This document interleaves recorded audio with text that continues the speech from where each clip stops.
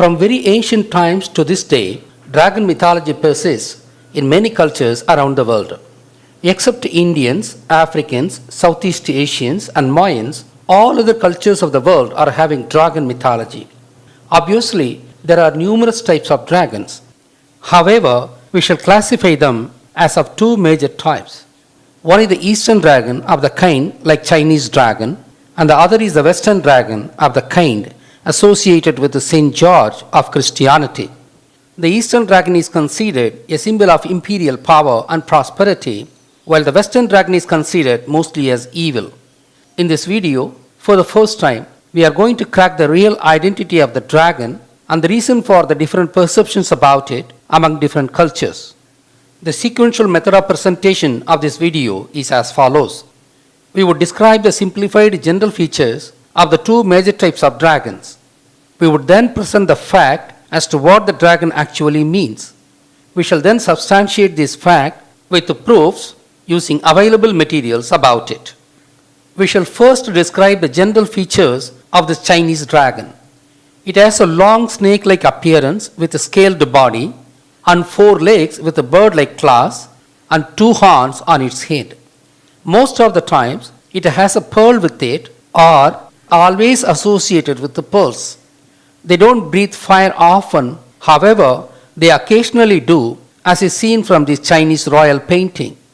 The Chinese dragons are known for the past 7,000 years and proven by archaeological evidences.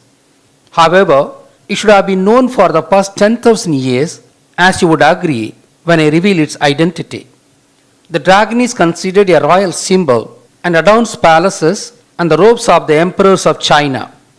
The Chinese emperor and the people of China think that they are the descendants of the dragon. It's a very important fact that should be kept in mind.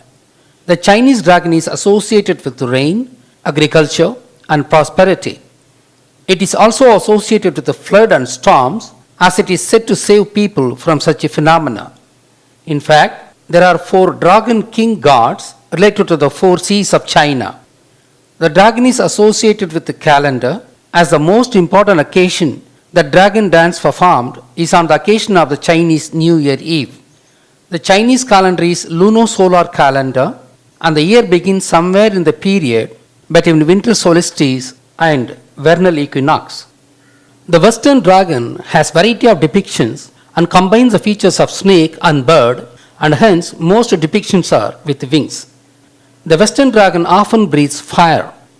These dragons are considered evil, and hence there was always a hero who triumphed over it. The prominent one such in Christianity is Saint George. Some of the Western dragons are also seen as sea animals. The Western type of dragons are also known for 7,000 years. We have seen that the Eastern dragons are loved by all, and it is said to bring fortunes. It is associated with kings and emperors. It is associated with the calendar, seasons, rains, and agriculture. On the other hand, the Western dragon brings evil to people, and hence any story on them is always associated with a hero who rescues people from the evil dragon. Hence, when we explain what the Western dragon is, we have to explain about these heroes too. Having described the general features of the dragon, we shall set out to find their true identity. Shiva was the ancient Siddha god who lived more than 15,000 years ago. He is present in all cultures of the world, even if most cultures are not aware of it. The next ancient Siddha god was Muruga, and he is also present in all cultures, even if some of the cultures are not aware of it. He lived about 10,000 years ago, and he lived when the deluge happened in Kumari continent, called as Lemuria by the West. I have established through earlier videos that it was Murugan who invented agriculture. Before initiating agriculture, he was the king of herders, herding cows. Agriculture is associated with rain, especially so as Murugan did only dry land farming initially. Moreover, agriculture in general depends upon seasons. Hence, he developed the rudimentary form of seasonal calendar, the tropical calendar. He brought prosperity to his people through agriculture. To safeguard his prosperous people from the looting raids by uncultured tribes, he developed a martial art form. Obviously, he became the protective deity and called as war god. One of his names, Kumaran, is the abbreviation of the phrase meaning the people of Kumbalai Maritha Kandam, which means the descendants of mass demise, and proves that he lived through the deluge. I would make a detailed video soon on deluge and Murugan. Thus, he wasn't born in Lanka but moved to Lanka from the submerged region of Kumari continent along with his people. Hence, he was seen as the protector of people from the floods. As he lived through the deluge, he encouraged people to have as many children as possible to compensate for the huge loss of humans due to the deluge. Hence, he is being worshipped as the god of fertility and was associated with the lingam and phallus. He initiated the second Tamil Sangam and his capital city was called Kavadapuram. The oysters are called Kavadu in Tamil. As pearl diving was practiced in his seaside capital city, it was called Kavadapuram after Kavadu, the oyster. Hence, Murugan is associated with pearls. That is why he is being called as Muthukumaran, Muttarasan, Muttusami, etc. The goddess Meenakshi, representing both agriculture and fishing, seems to have originated in Lanka itself in his times itself. That is why Murugan is also associated with the fish, as also seen from Islamic Al-Qidr. As Murugan is a war god, he is associated with the peacock, cock, and goat, all being fighter animals. If these animals just symbolize that he was a war god, any one of them would have been sufficient. The fact that all these animals are associated with him indirectly portrays the fact that he could have used these animals for guerrilla type of attack on his enemies. Lastly and importantly, Murugan is associated with the snake, representing the fact that he mastered Kundalini Yoga. Shiva is also associated with the snake for the same reason. Thus, the snakes associated with the Shiva and Muruga are nothing but the snakes that are found in the caduceus. The caduceus snakes represent Kundalini, and that is also snakes seen with the Egyptian gods and kings. One more important fact has to be kept in mind. When Murugan initiated farming by burning palm forest, the mountain Kauravas of Lanka opposed him. Hence, they had to fight a battle to establish their say. There was such a battle, and Murugan won over the Kauravas of the mountain. This battle is celebrated as Panguni Uttiram on the full moon day in the Tamil month of Panguni. Panguni Uttiram means valiantly subduing the mountain Kauravas. Murugan developed agriculture after his victory by burning palm forest and developing the land. Murugan also created 7 conceptual female deities, and one of them was Pachayamma, the green goddess representing farming. She was also called Valli after Velli, the Tamil name of planet Venus, which is associated with this green deity. Thus, after the war victory, as Murugan tilled the agricultural land, represented by Valli, the green goddess, it was metaphorically portrayed that Murugan tilled Valli, that is, married Valli, after the war victory.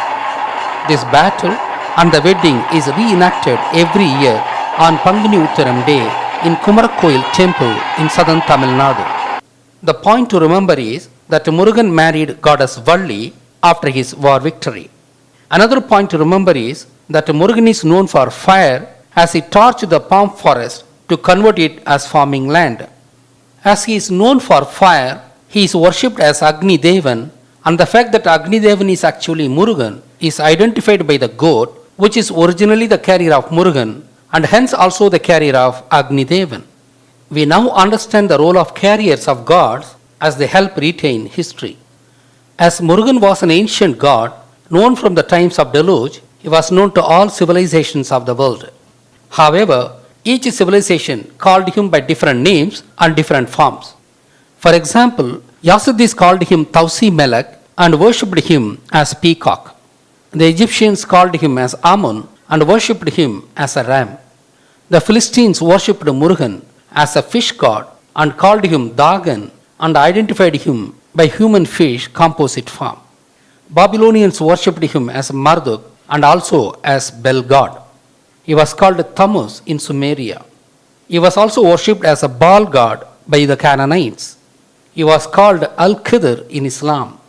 Murugan was also associated with Christianity, and we would come to that point soon. Now the point is, how was he called by the ancient Eastern people? In what form was he worshipped? We know that Murugan is associated with the snake representing his Kundalini power. Murugan as a war god was associated with the peacock, cock and goat. Using these animals, let us work out a new symbolic representation for Murugan. To the Murugan's snake, add the two legs of the peacock, add two more legs of the cock, add the horns of the goats. The net image is the dragon, a symbol of Murugan. Murugan was the god of fire, that is Agni Deva, and hence this dragon is fire emitting. Murugan's capital city was called Kavadapuram, meaning Pearl City, and obviously the Chinese dragon is associated with the pearl. Murugan was a great king, and obviously this dragon symbol of Murugan became the imperial symbol of China. As Murugan initiated agriculture, his people were prosperous, and hence this dragon symbolized prosperity. As Murugan invented rudimentary form of the tropical calendar, dragon is associated with the calendar, and this is remembered by the dragon dance all over China on the New Year Eve. As Murugan planned his cultivation on suitable rainy seasons, he was also the god of rain, and thus the dragon is associated with rain. As the ancient Chinese people migrated to the Chinese region from Lanka, they called themselves as the descendants of Murugan and hence the descendants of dragon. As Murugan saved his people from the drowning land in Lemurian floods, dragon is worshipped as the god of oceans. We have thus explained all the features of the Chinese dragon. We now have to work on the etymology of the name dragon of Murugan. In ancient times, people lived mostly on the mountains, even though a relatively small population was living on the ground. The small ground population would have been living under the local chieftains only, and they could not be called as states. Hence, the major ancient kingdoms existed only on the mountains. They were called Malanadu in Tamil. However, Murugan migrated to Lankan region along with the survivors of the deluge of the Kumari continent. Obviously, these people chose to live on the ground as mountains of Lanka were already populated by people called Parayas and Kuravas. Hence, Murugan became the first king of the ground people. Actually, in the post-deluge world, he was the first king of the ground people. Hence, he was specifically addressed as the ground king, a new reality. Tarai means ground in Tamil. Kon means king, especially the herder king. Yes, only the herder king was called Kon. Hence, ground king of the herders would be called in Tamil as Tarai plus Kon, Tra plus Kon, Dra plus Kon, Drakon, dragon. Hence, Murugan was called as a dragon in ancient Lanka. This is the original etymology of the name dragon. The Chinese called the dragon as long. As the language is monosyllabic, the trailing syllable of dragon, kon, was used to address it, and it might have deformed to long. Kon, long. Kon, long.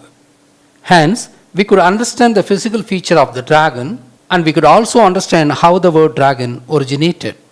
Even though I have satisfactorily explained the name and the features of the dragon as pointing to Murugan, I can provide further proof that dragon meant Murugan. Let us take the European dragon. The most common feature of the European dragon is that they have wings using which they fly. These wings represent the wings of either cock or peacock associated with Murugan. Even though all dragons emit fire, European dragons often emit fire to represent evil, and they are called evil mythical beings. But when they are evil, there is also a hero paired with it to triumph over the evil. It is this hero who is going to provide further info that dragon actually represented Murugan. The methodology of the proof is as follows. We have to first explain how the Western dragon became evil. We then reveal the identity of the hero who rescued people by killing the evil dragon. The combination of these facts would establish the real identity of the dragon. We would now theorize how the dragon became evil in the West.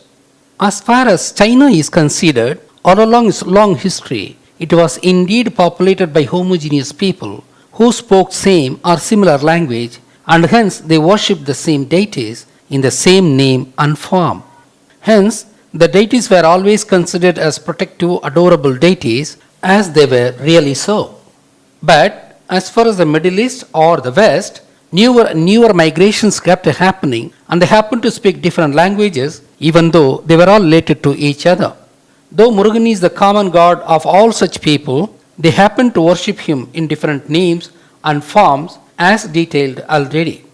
However, they weren't aware that they were worshipping the same deity by these different names and forms.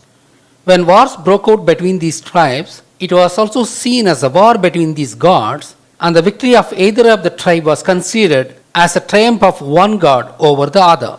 In one such war, the side that worshipped Murugan as dragon could have lost the war, and the other side that won the war would call the enemy god, the dragon, as evil.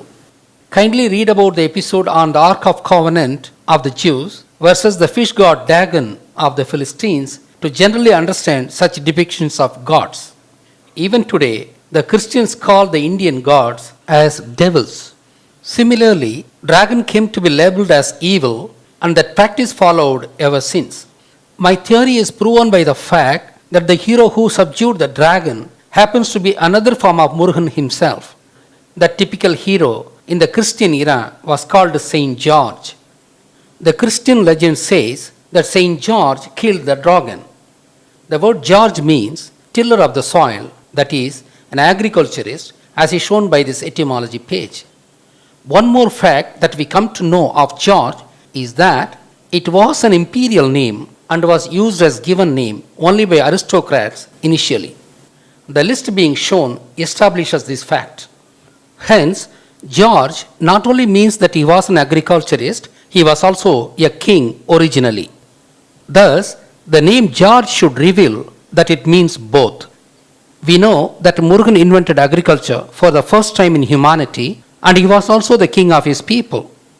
Obviously, Murugan was called Puvi Arasan. Arasan means king.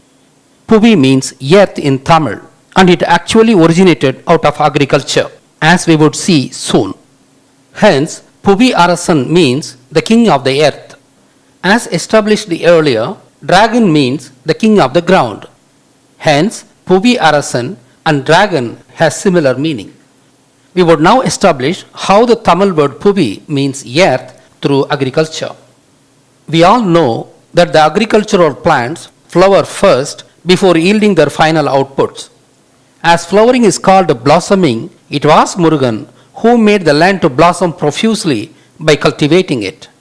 Blossoming, that is flowering, is called in Tamil as Poovittal. Poo means flower and Puvi means make it to blossom. As Puvi means make it to blossom, the thing that is made to blossom is called Puvi, meaning earth, which is the shortened form of the word Puvi. Puvi, Puvi. That is how earth got its name Puvi in Tamil, and it originated from tilling the soil. As a related fact, even the English word earth originated from Tamil word Erudu, which means bull. Erudu was called so as it climbs over the female for copulating. Erudu, Erudu. As Erudu, the bull, is tilling the soil is indirectly called as Erudu, earth, earth. As Erudu is doing the hard labor of tilling the soil, ergon, the Latinized form of Erudu, also meant work. We have thus proved that Puviyarasan meant agricultural king, and it was the name of Murugan. We would now establish that the word Puviyarasan deformed to George. The word Arasan, meaning king in Tamil, would deform as Orje. Arasan, Arajan, Oraja, Orja, Orje. The word Puvi deforms to G as follows: Puvi, Kivi, Sevi, Jevi, G. You might think that this derivation, that is, Puvi to G, is far-fetched, but it is not so. I would give an example. The Tamil word for key is Chavi. It is this Chavi that deformed to key. Chavi, Kivi, Kiwi, Key. Palam Kilam, Puvi Kivi, Chavi Kivi, Neram Kiram, Mala Kila kind of parallel words are in colloquial use, and this is categorized by a grammar called pseudo-parallelism in Tamil. Similarly, Puvi deformed to Kivi and followed a sequence of sound modifications to become G, meaning earth. Hence, Puvi plus Arasan, G plus or J, George, George. Hence, George is the Slavic version of Puvi Arasan, which is one of the names of Murugan. Thus, Murugan was not only a tiller of soil, but also a king. That is why the name George became the royal name across the globe, and mostly aristocrats named their children as George. The association of royalty with George proves that it originated from Tamil word Puvi Arasan.